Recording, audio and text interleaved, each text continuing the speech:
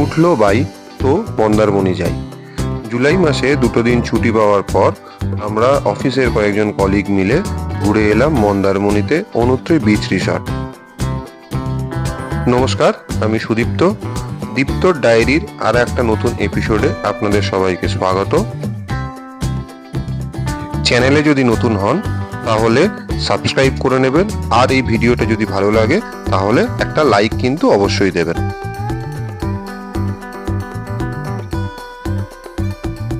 কলকাতা থেকে ঘন্টা চারেকের মধ্যে নিজেদের গাড়িতে আমরা পৌঁছে গেলাম মন্দারমণি।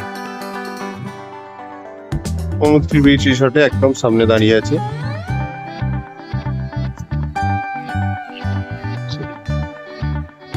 এই পেছনে দেখা যাচ্ছে সমুদ্র। আসুন এবার এই রিসর্টটা একটু ঘুরে দেখে নেওয়া যাক কি কি আছে। গার্ডেনে বাচ্চাদের খেলার পার্ক, কিছু রুম রাস্তার একদিকে সুন্দর কটেজের মতো করা। অনেকটা বড় এই রিসর্ট, আর রাস্তাটাও খুব সুন্দর করা। এখানে আমরা দেখতে পাচ্ছি একটা সুইমিং পুল। এই সুইমিং পুলটা হচ্ছে ফ্যামিলি পুল। ফ্যামিলি পুল মানে যে সমস্ত ট্যুরিস্টরা ফ্যামিলি নিয়ে আসে এই পুলটা তারাই ইউজ করতে পারবে। সুইমিং পুলের সাথে অ্যাটাচ 2টো রুমও আছে এখানে।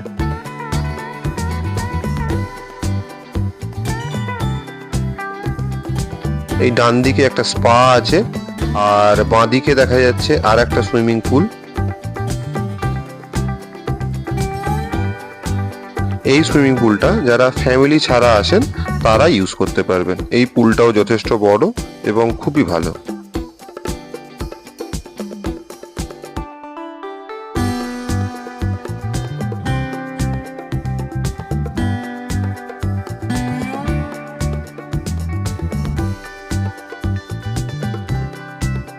এখন আমরা এসে গেছি রিসর্টের একদম সামনের দিকের অংশ, যেখান থেকে সমুদ্রটাকে উপভোগ করা যায়। দেখে নিন, ক্যামেরা ঘোরাতেই দেখা যাবে অফুরান সমুদ্র। মন্দারমণির অধিকাংশ হোটেলেরই এইটাই সব থেকে ভালো জিনিস, যে হোটেলের বাইরে থেকেই বিচ শুরু এবং সমুদ্র উপভোগ করার জন্য এই হোটেলগুলো খুবই সেরা জায়গা।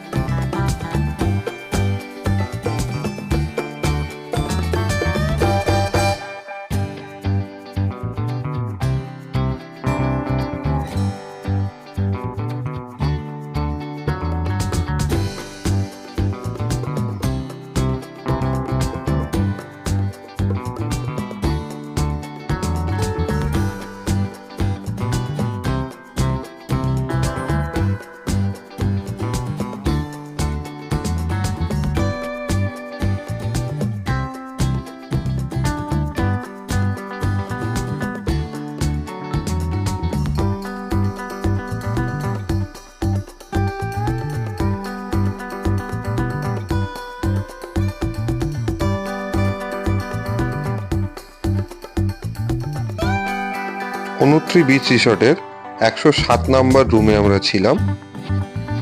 আসুন এই রুমটা একটু দেখে নিই। রুমটা খুবই স্পেশিয়াস, সুন্দর একটা রুম।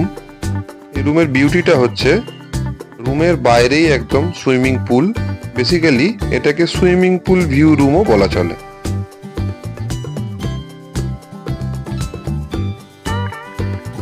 খুব সুন্দর ডেকোরেটেড একটা এসি রুম।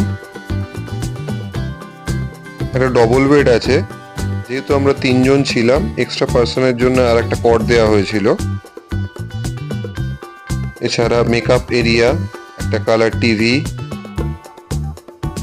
একটা মিনি বার, এছাড়াও স্পেশিয়াস ওয়ার্ড্রপ ছিল।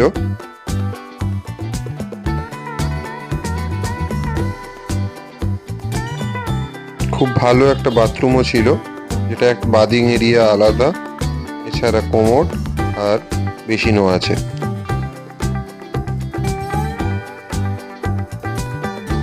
ওভারঅল এই রুমের স্টেতে আমরা খুব হ্যাপি। সি অ্যান্ড সল্ট, এটা হচ্ছে অনুত্রী বিচ রিসর্টের রেস্টুরেন্ট, যেখানে আমরা লাঞ্চ, ডিনার এবং ব্রেকফাস্ট করেছি। সবকটাই বুফে সিস্টেমে ছিল এবং খাবার দাবার খুবই ভালো। আমরা এই রেস্টুরেন্টে খাওয়া দাওয়া করতে করতেই সমুদ্রের অপরূপ শোভা উপভোগ করতে পেরেছি, কারণ একদম রেস্টুরেন্টের জানলার বাইরে থেকেই সমুদ্র খুব ভালোভাবেই দেখা যায়।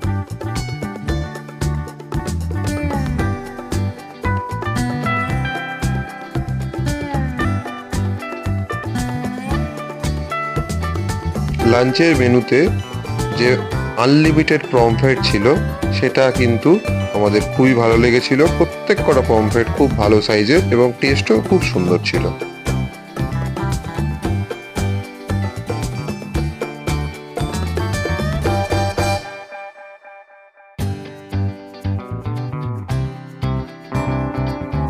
আসুন একটু দেখে নিই রাত্রের অনুত্রি বিচ রিসর্টটা লাইটিং এর পর ঠিক কেমন লাগে। এটা হচ্ছে রিসেপশন এরিয়া।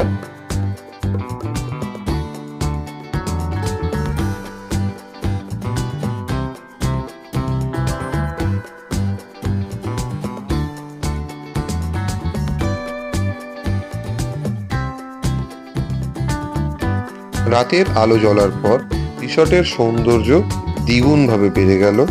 আমরা এটাকেও খুব ভালোভাবেই এনজয় করেছি।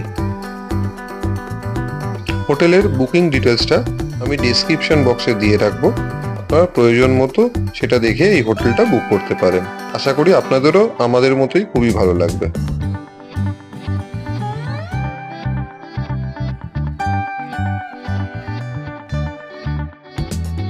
এই হোটেলের আর একটা বিশেষত্ব হলো একদম বিচের ধারে যে সামনের জায়গাটা আছে সেখানে খুব সুন্দর আলো দিয়ে সাজিয়ে আর চেয়ার টেবিল পেতে সন্ধেবেলা স্ন্যাক্সটা এনজয় করা যায়।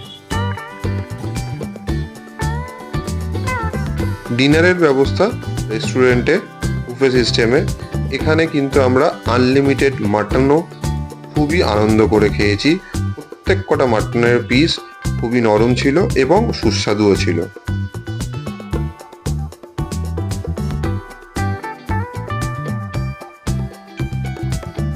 পরের দিন সকালে আমরা সমুদ্রের শোভা উপভোগ করার পর ব্রেকফাস্ট করে তারপর হোটেল থেকে বেরিয়েছিলাম। ব্রেকফাস্টটাও কিন্তু খুবই ভালো ছিল। হোটেলের চেক আউট টাইম হচ্ছে 11টা। ফেরার পথে আমরা মন্দারমণি থেকে তাজপুর যাই। মন্দারমণি আর তাজপুরের মাঝে যে মোহনাটা ছিল ব্রিজের ওপর থেকে তার শোভা কিছুক্ষণ উপভোগ করার পর আমরা তাজপুর শঙ্করপুর সিলিং ধরি, যে রাস্তাটা পশ্চিমবঙ্গের মেরিন ড্রাইভ নামে পরিচিত। অদ্ভুত সুন্দর এই রাস্তা।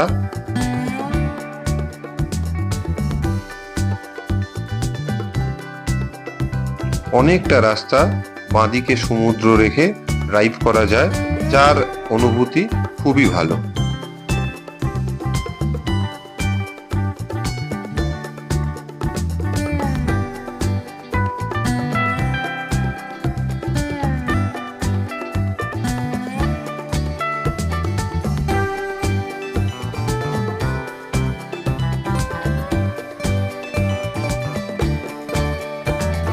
এরপর আমরা শঙ্করপুর থেকে সৈকত সুন্দরী রোড দিয়ে দীঘার মোহনার পাশ দিয়ে দীঘা পৌঁছই, যেখান থেকে আমরা কলকাতার পথ ধরি।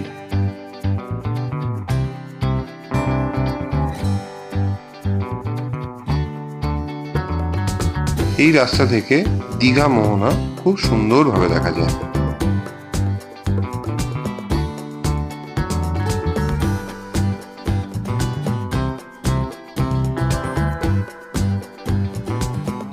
এবার সুদৃশ্য রামধনু দেখতে দেখতে বাড়ি ফেরার পালা।